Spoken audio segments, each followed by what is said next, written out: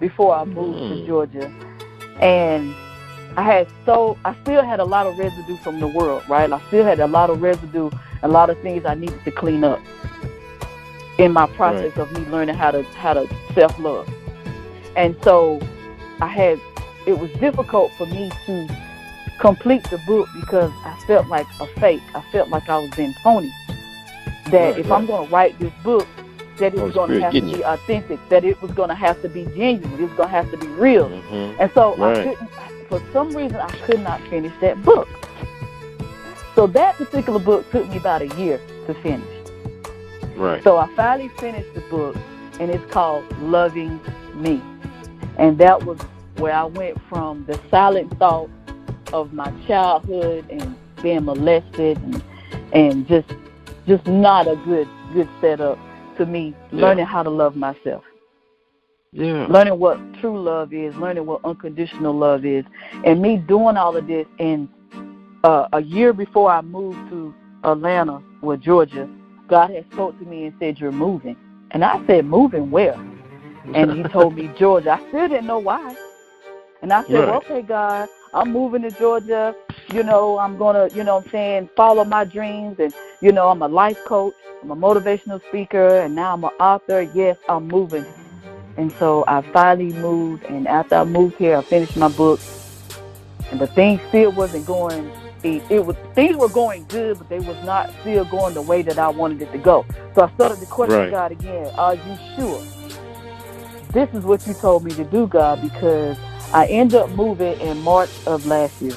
And 2 months later, I ended up moving again because someone tried to break in the apartment that I had moved in. I was like, it's time to go. So I ended up having to move again.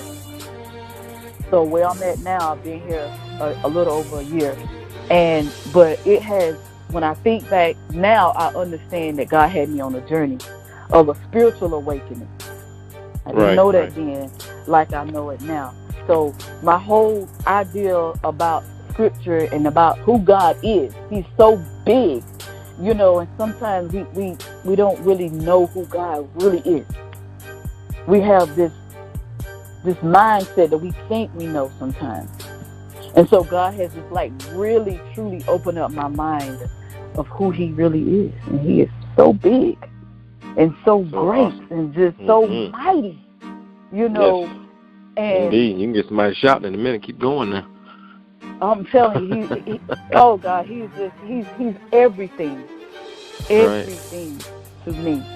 And he says that I am that I am. God, what do you mean when you say that I am that I am? I am everything. I am the cars that you ride in. I am the bed that you sleep in. I am the house. He's everything. Right. And it just opened up my mind. Yes. He opened up my mindset to a whole new different world when I moved here, and I'm so grateful that I got the opportunity to stumble across a video that changed my life, and for asking that question. And so a lot of times we don't ask the right questions, and so we don't get the right answers. Right. You might have to start putting together. Huh? Go ahead. I said this is something I picked up on, and I'm just throwing the idea out there for you. But I'm started doing motivational videos because, like you said, you stumbled across a video that changed your life, and your story will change someone's life completely. I mean, you put it in books and you put it in workbooks, and all that is tremendously great in addition on to what you could really possibly do.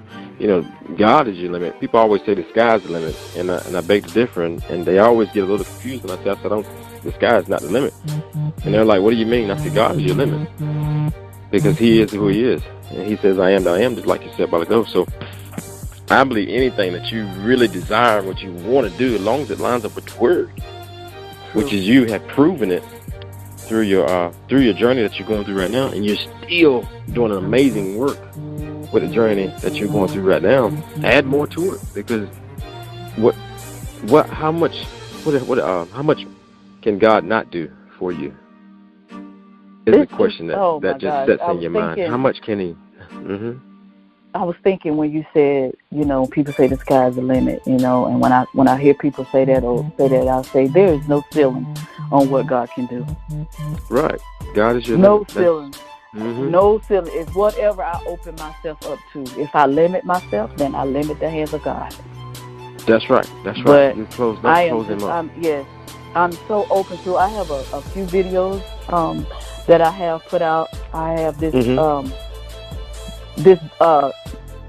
I don't want to call it a program, but I have this thing that I call Winning Wednesday that I do on Wednesdays. Yeah. It's called Winning Wednesdays, and I started it September of last year, and I said that each Wednesday I was going to put out a video, but I have not done that. I have put out just a few videos, and